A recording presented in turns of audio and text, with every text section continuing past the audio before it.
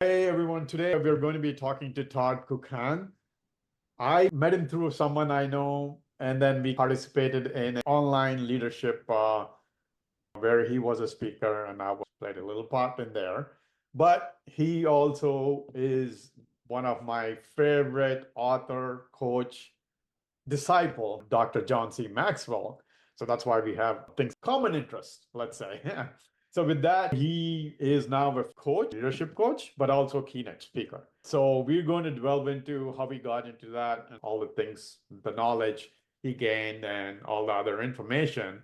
So Todd, share your background to from where you used to be to how you got into the whole coaching, speaking engagement. So our career, our profession. Yeah, absolutely. Well, thanks so much for having me on. And isn't it interesting always how people meet and the direction our paths take? And it's so fun to get to know you over the last few weeks. And now today, of course, some more. And I know we'll keep this connection for a long time. And great to be on the show. My journey officially started about 8 years ago when a gentleman came into my office when I ran our Chamber of Commerce here in Stevens Point, Wisconsin. And he wanted to promote a leadership training opportunity, and they weren't a member, so they had to join. And I said, well, why don't you give us some tickets for the event in exchange for a membership? And so, being a wise leader, I took one of those tickets and I went to the event, and it was a John Maxwell event called Live to Lead, an event that I actually host every year as well. But I heard John speak there, and the two things that really connected to me were he was about 70 at that time, and he said he hadn't accomplished everything he wanted to in his life. Well, you and I and a lot of your listeners know he's written close to 100 books and tens of thousands of people and hundreds of thousands he's influenced and on and on. I thought, well, boy, I've got some work to do. The other thing, he talked about how his John Maxwell team members would go into countries. He'd take a group into a country and they would train the leaders there in that country, who in turn would train the citizens of the country. So really multiplying themselves. And he got really emotional about it, and not the pinch your arm kind of emotional. He was very sincere about it. And I thought, I got to learn more about this guy. So that was the start of my journey. And as I got around more people like-minded like him and read more and learned more, I just really became enthralled with him, and eventually decided 3.5 years ago that I was going to leave the chamber and become a solopreneur and run my own speaking, coaching, teaching, training organization, which I've been doing now full time for the last 3.5 years. So prior to that, I was in the nonprofit world, did some teaching. I've done a lot of coaching in the sport of basketball, but I feel my calling is in this leadership and company culture arena. Got you. Well, let's go to that last word you used, right? You felt it was your calling. I guess let's dive into that, right? What, obviously, since you have a teaching background, maybe that's what kind of pulled you into this. But could you like go into that? Why you felt the pull to be a John C. Maxwell, essentially certified coach, and be on essentially teach people? What was the main pull? To be honest with you, Raju, I never thought about it in terms of my teaching background and how that related, because yeah, as a teacher, you're impacting young kids. And I taught high school, and I'm sure I was impacting them. I know I was making a difference as well as in my coaching. And I guess as an adult, I saw the leadership direction, working with the John Maxwell team and being on my own as a way to keep that impact and bringing value to others. I'm kind of an oddball when it comes to baby boomers. I've had 17 different jobs, more like a Gen Z than a baby boomer. But I was fired a couple times, and as a result of those, it was about the culture of those organizations. I'll take some credit for it, but the culture in those organizations was in a bad place. And I pushed back some and got me in a little bit of trouble. But the culture piece and the impact and the value that I could bring to people through running my own business and getting out and doing workshops and coaching people and speaking, I just felt I could do more if I was on my own. And for example, this morning, I was telling you before we got on about I did a session with 40 people, and we were talking about burnout. And I could just tell in their eyes or in their body language when the ice kind of melts and they start really hearing and understanding and becoming a part of what you're talking about. And I felt that this morning. I know I didn't impact everybody in the room, but I know I impacted some, and that's really what it's all about. And that's why I really feel it's my calling that I can make a difference in people's lives. And the residual is I'm growing myself, and I'm learning more about me and myself as well. Got you. Well, so there are a couple of things I noted. So one of the things you said is about whole thing where you went to 17 different jobs, which I don't know if I have that many, but I would say I'm getting close to that one. What are the important lessons that you learned? Because John Maxwell says one thing, which I probably can share, but I'll let you share because there's a famous quote by him about how what people leave when people quit, what they quit about. So I'm thinking that's one of the big lessons you learn, but can you share that with people, like what you learned through that journey, that when you quit these jobs or they let you go, what were the important lessons? And that helps you teach now to the leadership or coachees, essentially. Well, people, yeah, it's about the people, it's about the relationships, it's about how you work with others, how you respect others, how you communicate with others, how you trust others, how you deal with conflict. And again, this morning in the session, I was talking about burnout, and I asked them, if I say the word burnout, what's the first thing that pops into your mind? And just about in every case, it was something to do with people. That's why we leave jobs, because of the people, the leadership in an organization, which is a reflection of the culture as well. One of John's first quotes I heard was, leadership is influence, nothing more, nothing less. And when I first heard it, it was like, geez, influence, but that's what really leadership is all about. It's about influencing people in a positive way. It's not about being coercive or micromanaging. Obviously, you and I and everybody knows that, but it is about influencing people, and it's a big responsibility to do that. But people also want to become leaders, and they want to develop that sort of influence. So you have those people who will follow you, and you work hand in hand with each other. And again, like I said, I learn as much from the trainings and coaching I'm doing as people that are sitting in the audience. So I think, yeah, John talks a lot about people leave people, not the jobs. And that's what I've tried to change, is really be the kind of leader that people want to be around, and try to help them be the type of person that other people want to be around in a leadership role. Great. So for those who haven't read, obviously John C. Maxwell wrote so many leadership books. One of the top books I love is the 21 Principles of Leadership. But I'm not going to ask you a question about that. But I want to ask you, based on your coaching career so far, what are the top, I don't know, 3 to 5 principles would you say where I can refer to as 21 principles, or but what is your experience and what was the top ones in your opinion? Yeah, absolutely. I would say being intentional. I think that's an important element of being a leader, is you have to be intentional. You have to have vision, you have to have mission, you have to have values as a leader, not only with your company, but yourself. Mhm. And one of the first exercises I did with some other folks that were part of the leadership group in my community was, we developed our core values. Mhm. I think you really need to understand what your core values are. And there's an exercise I take people through. It's about an hour, where you determine what your 5 core values are. And typically we live them every day, but we don't often think of them or have that. And if we have that of what our values are, we can utilize them in more ways. And I've had more than one opportunity or chance to really lean on my core values and consciously think about and being intentional about my core values. So I think intentionality, Mhm. I think understanding your core values are 2 really key elements. And then I'm not going to go through the 21 laws, but John does talk about the 21 irrefutable laws. I think another thing that I've really learned about leadership too is that it's not about your title. It's about who you are, Mhm. not what you are. And that's where core values comes in. And John wrote another book, the what is it? Shoot, now what's it called? The 5 different levels of leadership. I think it's something along those lines, right? And the first level, that where most people start out, is title.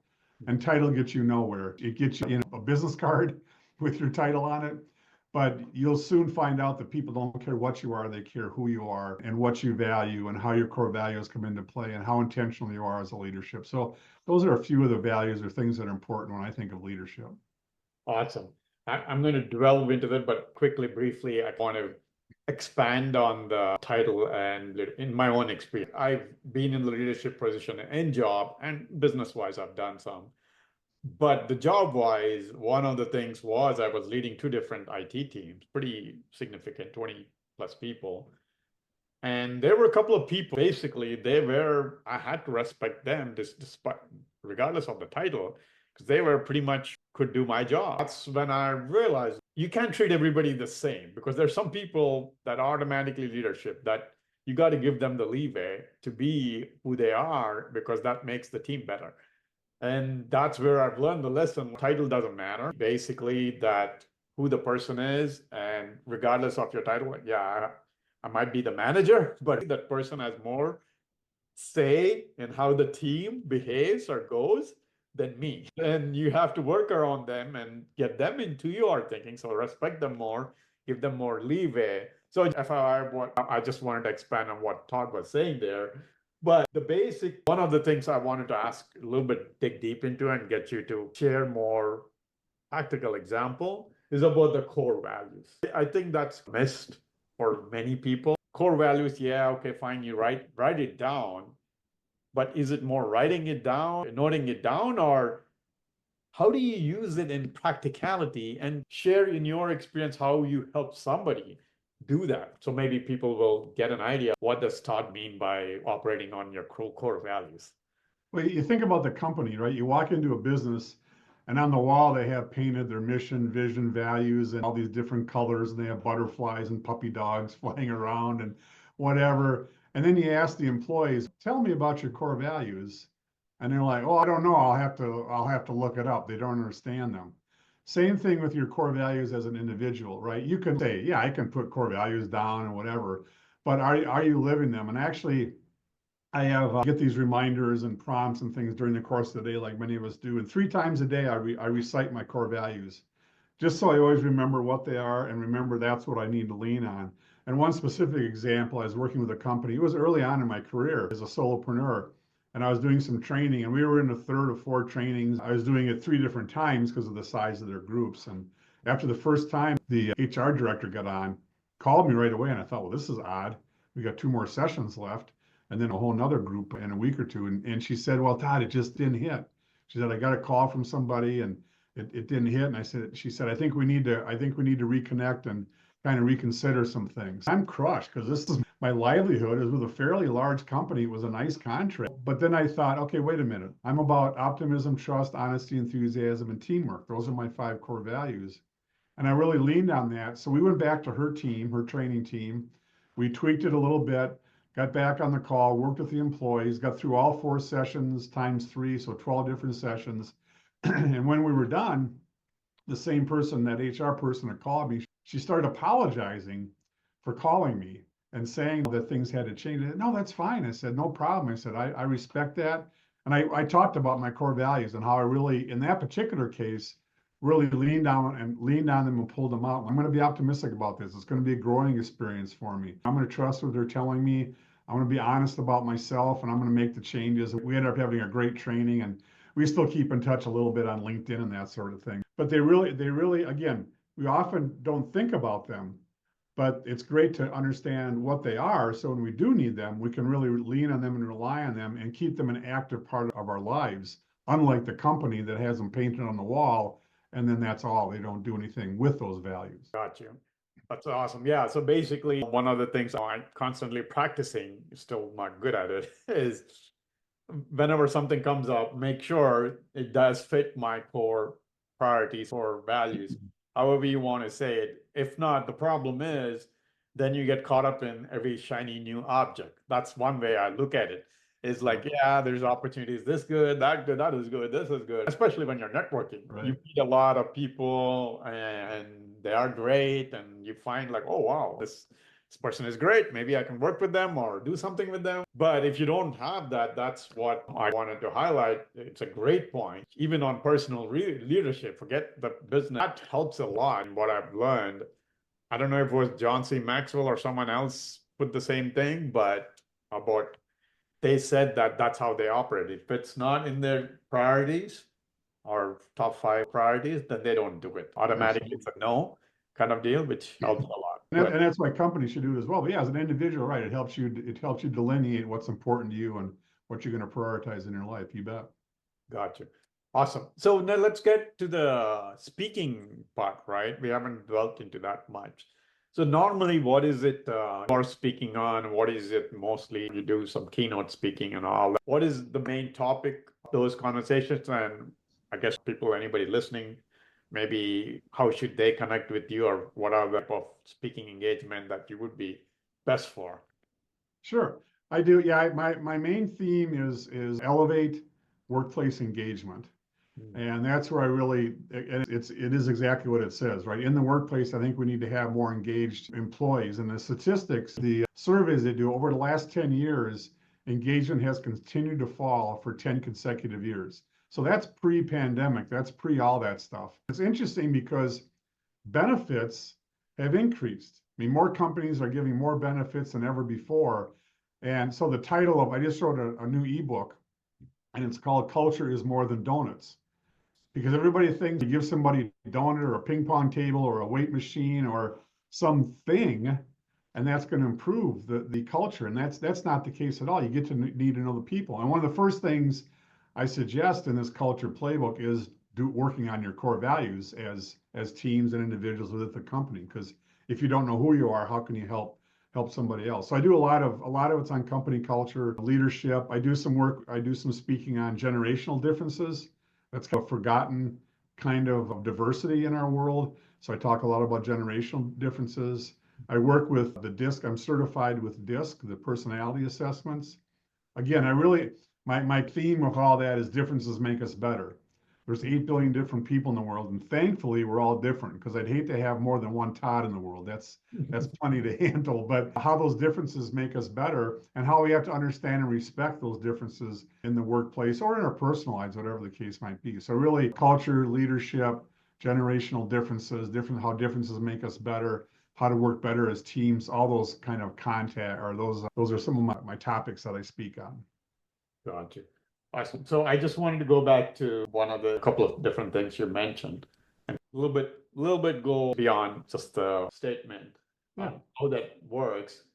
So what does when you say engagement, being engaged or helping more engaged employees, what does it mean? Or give a particular example of some company you work for, how you've helped them in the sense, or what was it? A small example, I guess. We don't need to get into deep details, but give an idea for people who are obviously listening, maybe business owners, how you help that engagement, maybe help the retention. Well, and that's exactly right. It's all about attraction and retention. And if you have the right culture, if you have the right environment in the workplace, you can attract and retain more employees. Because a lot of times the good employees leave because of a jackass or two in the organization. And we want to build it so everybody is engaged. They're working with each other. They trust. Trust is really a cornerstone of it all. Building that trust in the organization. And I take folks through, it's a personal history where we have 3 different questions we walk them through. And the third question really dives into difficulties they had as a child.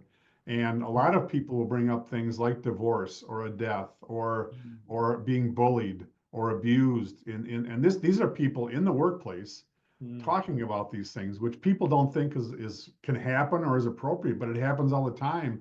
And people want to share those. And again, you can just feel the tension in the room release, because it's like, now I understand Susie or Billy better based on their personal history, because they are first and foremost human beings and people. By kind of flipping the dialogue to caring for people personally, it really helps in the workplace. Not that you're going to have extreme sympathy, you may, but it's just the empathy, understanding others, understanding where they're coming from and who they are. You walk in the office in the morning, and some people may have had a really tough conversation with a spouse or partner, and you don't realize it or know them enough to maybe say, hey, how are things going? You seem a little bit off today. And having some of those really important conversations. But I think that the trust is really the key cornerstone to all that. That's a great example, because that's my personal experience. The thing you mentioned about getting to know them personally, that's very important. Many leaders miss that, because I can give you an example. So when I was the manager leading 2 different teams, I never lost one person, because there were people we interviewed that were getting offered more money. They came to work with because of the way we did things and how our culture was. And the same time when there was in a 2 or 3 years frame, there was a leadership change, and some of my people were moved to different manager, and the person doesn't have the one-on-one basics of leadership, title manager, but he doesn't know how to manage. So people left. And that was a clear-cut example. And Todd is exactly right, because I got to know people personally, not about just their job. Getting to know them, having an empathy doesn't mean you excuse them, whatever, but you understand where they're coming from. That's very, very important engagement. Why that's an excellent point, Todd. That's okay. Then I got one more question before we get into the last three questions. So you mentioned the generational difference. What do you mean by that? Well, technology is the one that pops to mind first of all. And I'm not the most technologically savvy person in the world. But if I'm working on a team and there's somebody who is more savvy than me, and typically would be a younger person, maybe even Gen Z, why not do some reverse mentoring and have that young person mentor me on how to better use technology? And one example I've heard of a manufacturing company where for a while, they were using the traditional card. You put it in a time clock and it punches your time in. So they have a tracking of when you worked. Well, they decided to switch to an online tracking system. And many, not all, because many tech savvy people are older generations too, but many of the older generation people really had a challenge with that change. I think of my parents with technology. So what they decided to do is let's partner up a young person with a Gen Z or with a baby boomer and have that person help them better understand how to use that technology. And then on the reverse side, you can still have other mentoring because the more senior folks in the organization can maybe mentor the young people on the importance of strategy or the importance of leadership. So I think that cross mentoring really helps. And one of the things I've worked on with different workplace teams is creating a generational bill of rights. What are we going to live up to? What are going to be our key criteria so that our generations, because right now in workplaces, there's 5 generations, the most we've ever had working together. So what are the things we're going to do to really respect each other? And with that respect, again, comes trust. And if we have trust, then all the other things just fall into place. So that reverse mentoring, the generational bill of rights, those are a couple of different things that I work with companies on. Awesome. That's a great point, especially with so many different age groups working, all that stuff, especially with AI coming on fast and strong. There's so many things that are gap, between what, older generation does and newer generation, younger generation does, vice versa. So many different things. Awesome. Well, with that, let's get into our last 3 questions. I have a few more, but lack of time, we'll just get into the last 3 questions. What's the one book that you would recommend that has helped you most that can help others? It can be leadership, it could be something else, doesn't matter. Well, I'm going to cheat, Roger. I'm going to give you 2. Okay. One was John Maxwell's Intentional Living. That was the first book of his that I read. It was given to me by the same person, the same person that got me to Live to Lead. Very good book. It's an older book, but a very good book. All his books are good. The second one I would say, it's one I just read that's actually about 20 years old. It's called The Rhythm of Life by Matthew Kelly. He's another author that I read a lot of, Matthew Kelly. He's more faith-based. He's not an in-your-face type Bible thumper. And John is faith-based too. He's very centered in that regard. But The Rhythm of Life is really, and it gets into a lot of the things about values that we've been talking about too. So those are 2 books. Anything by Maxwell, Kelly. I read Simon Sinek, Patrick Lencioni, but those are 2 key ones for me. Awesome. Well, what inspires you to get up and do what you do every day? It was interesting. I'm driving to Madison thinking about what I'm going to be speaking on, and I get nervous. I've talked to thousands of people. I still get nervous. And then when I came out of that room, I was just so jazzed and energized because the group was engaged and it was a tough topic and it was a group I've never worked with before, and I had to drive an hour and a half to get there, and all these different factors. And that's what, that's where I feel sometimes like I'm cheating people because I'm getting more out of it than maybe they are for me. But I really enjoy doing that, and I know I'm making a difference in people's lives, and not everybody's, but I know I'm making a difference in some lives. And just a quick story about a guy I coached in basketball when I was teaching in high school. And 30 years later, he comes back and says, "Hey, Todd, I see you've been doing this leadership stuff. I want you to come and do some work for my company. And by the way, you made such a huge difference for me when I was in high school and playing basketball." And I'm like, wow, so those just little nuggets of appreciation, just a little text you get or email and say, "Hey, thanks, you really made a difference." That's what inspires me and why I have a desire to get up. Now, that's outside of my family, of course. I got a great family, but in terms of what I do in the workplace, that really inspires me. Awesome. Yeah, great. Well, last but not the least, what's the one tip? Obviously, you being a coach, we talked about this.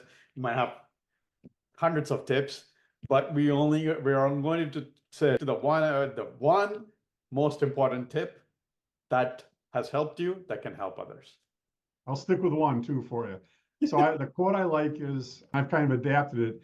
It's your decisions, not your conditions, that determine your trajectory. I think that we've seen people who've been extremely successful, who've bottomed out in life, and we've seen people who have a lot of challenges in life, who have just done exceptionally well and given so much back. And it's all because of the decisions they made. It's easy to say sometimes, but I really firmly believe in that. So really focus on making those right decisions, because each decision takes you in a certain direction. An awesome quote. Yeah, exactly right. All right. So for those listening, if you're seeing this somewhere, I'll be posting all the information for Todd. If you want to reach out to Todd, either for speaking engagement, maybe coaching, reach out to him through those links I'll be sharing. Probably the best way to do it. Todd, thanks for taking the time. I appreciate your time. And any last words you want to share, I guess? Well, just thanks to you, Raju, for doing this and getting the word out from all the different people you have on your podcast. You're doing an awesome job. And to everybody listening, just keep pushing forward. You're going to fail on the way, but pick yourself up and keep making great decisions. Awesome. Thank you, Todd.